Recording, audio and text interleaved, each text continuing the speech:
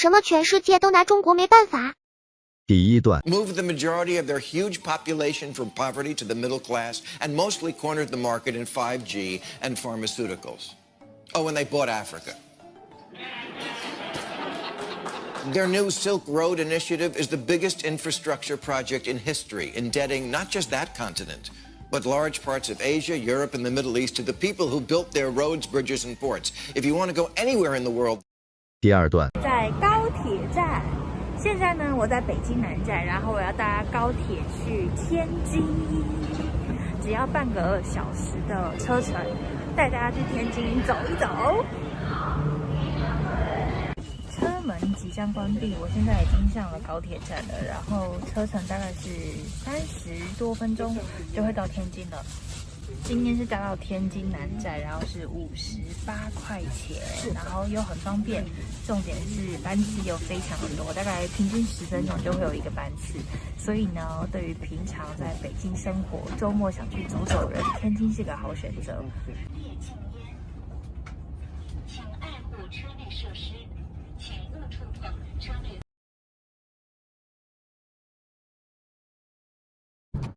第三段 Das chinesische Volk ein uraltes Kulturvolk ist, dass die ältesten chinesischen Schriftzeichen beinahe 1000 Jahre älter sind als die 5 Bücher Mose im Alten Testament.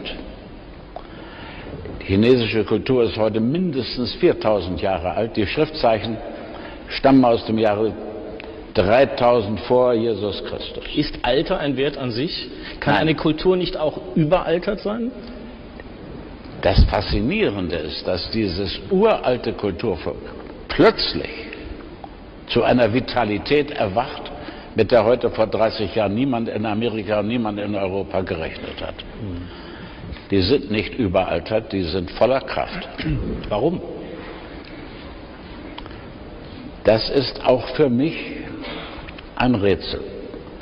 Sie unterscheiden sich in第四段 Isabel Oakeshott. Well, totally not. I mean, as a hard-pressed commuter who suffers daily on substandard train services, that absolutely can't be right. And I was looking into this earlier and just wondering, for the sake of argument, how the Chinese do these things.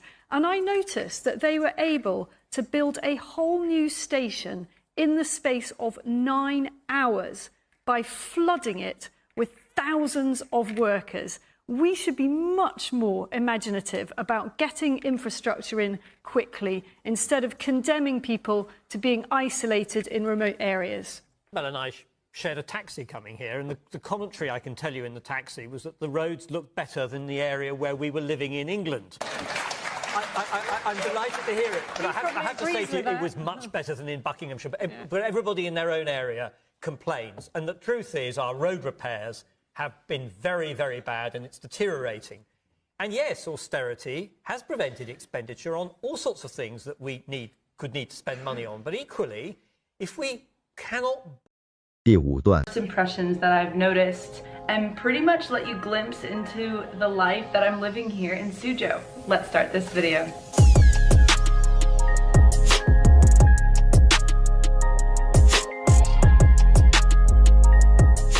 So before we dive into it, I just want to talk a little bit about where I am.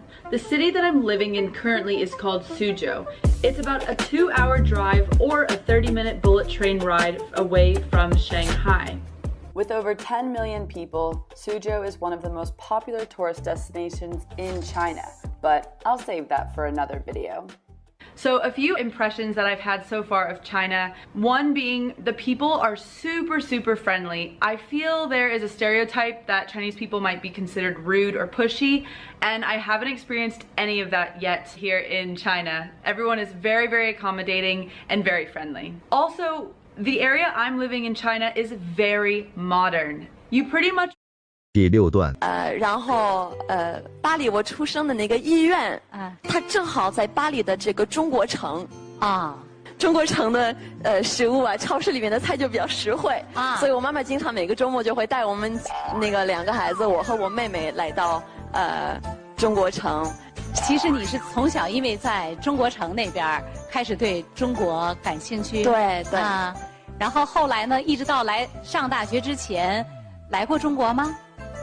上大学之前，没有来过中国，没来过中国，没有来过中国。然后，那你大学主修的跟中国有关吗？我说无论如何我一定要学中文，因为对中文太感兴趣。所以大学那时候就开始学习中文，然后大学那时候是在美国上的大学，然后因为我是属于法国长大的，可能跟美国的。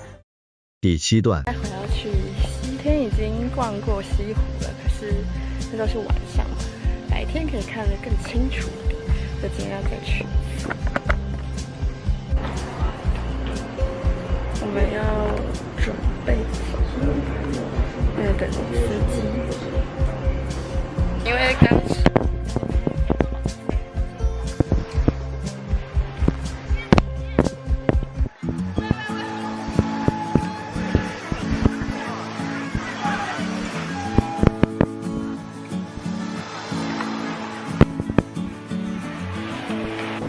我是要搭这个船。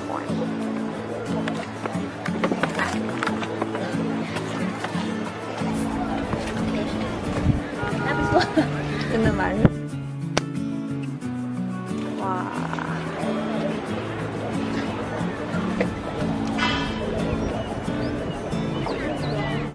第8段。 And sometimes you get the feeling that someone is gonna follow you after a night out, but these things barely happen in China, or at least for me, and I know so many other foreign ladies who have the same experience.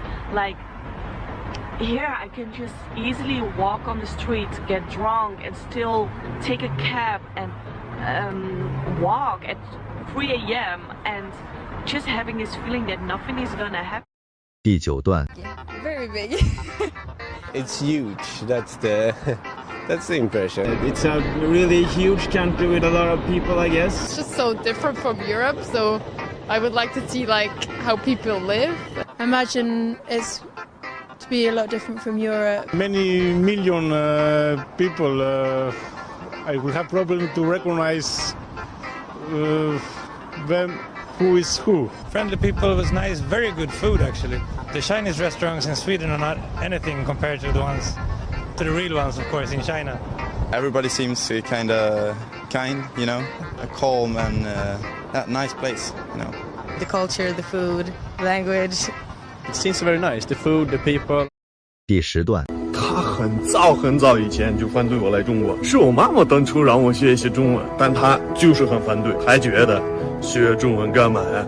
去中国学干嘛呀？反正以后要回俄罗斯发展的，凭什么？我就要来中国，我不只要来上学，我还要留在这里，我要继续努力争取中国绿卡，这是我的梦想。然后我们俩就谈崩了，好久没联系了，应该大概有7年吧。 最近表姐说，她又问我现在怎么样，还留在中国吗？不懂中国有什么好？我要大声对那个人说，当然，请您睁开双眼。第11段。 Reflect on what has changed. Yeah, probably. I came to China for the first time in maybe a quarter century ago, so that's the reason my hair is gray by now, and. It's just been a sea change. I mean, you think about it now, some of the most modern cities in the world are in China. In the mid-90s, you wouldn't find any modern cities of the world here. The infrastructure that is going on in China, whether you know it from the moment you land in the airport to the roads, is just extraordinary. 第12段。 On the street, in restaurants, at hotels, in supermarkets, the list is endless and it takes seconds, literally, to scan and you're done. In Australia, I miss being able to do that, mostly because I always forget to bring my wallet with me when I go out. No, it's not because I'm stingy, although I guess that is up for debate. But I do genuinely just forget. I also forget that sometimes you need cash or coins to pay for things in Australia. And I haven't touched a coin in China for probably 3 years. Speaking of spending money though, one thing Aussies and Chinese people have in common is that we all love a bargain. That's why when I head home, I go straight to the DFO. I save so much it almost feels like I've actually made money. But unfortunately, where I'm from, most of the shops shut at 5:30. It actually feels weird just saying that. Here in China. 第13段。冰雪或者缺少微粮是一个大问题。后来慢慢的，这个国务院就开始推广，11年的年底，他们推广一个营养中餐。现在每一年就花了多少？40亿美元，给超过3000万个孩子一个营养中餐。你看中国政府，这个是一个看不清楚的问题，一个 invisible problem， 对不对？后来发现问题，发现怎么解决这个问题，中国就是一下子就推广692个贫困县的营养中餐的项目啊。第14段。大家好，我是不见外的潘维廉，你们可以叫我老潘，我没那么老。也我曾是一家美国公司的老板，是大学的教授，越教越瘦。但我最喜欢的身份还是中国厦门人。我最喜欢的一首歌也是闽南歌，三婚天主家，七婚口牌表，爱表家，哎呀，嘿。1988年，我和家人第一次来到厦门，住进了厦大的度假楼，却一点没有度假的感觉。但是大街上倒是挺热闹，南来北往的小贩不停地叫卖，山西陈醋、东北老酒、内蒙古羊肉串，1毛1串，买5串送1串。所以当我把这些都写信告诉美国的朋友。第15段。可是我就觉得我的时尚传媒的工作，可能因为不是大公司嘛，还是怎么样，他们就需要很多的规则，然后他也不能马上先给你 offer。然后假如说我说我10月1号我可以直接上班，如果你们觉得我 OK 的话，你们可以线上面试我或者是笔试我。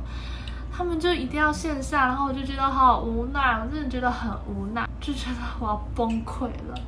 再加上说，到底要去上海的一家大公司还是小公司发展？因为其实我现在发现有一些小公司，可能像是公众号、自媒体公众号，他们在争一些新媒体编辑、撰稿者、采访、编采、编剧、编导，他们的薪水就开得还挺高的，但是他们就在一家小公司。但有一些大公司，就是可能你有这个 title， 可是他。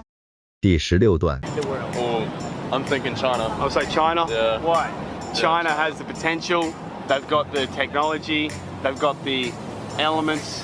China is the technological future of the world, as well as Australia. Which country do you think will lead us into the future of tech? Probably China. Chinese and Finland. 第17段。That has too many people. They'll still think it's quite small. Yeah, it's because tiny cities are just so incredibly big. Imagine, I live in Hangzhou. There are 10 million people in Hangzhou. What? 10 million people in one city? It's just, I can't even imagine that. I think no Slovak person can imagine no city so big. That's ridiculous.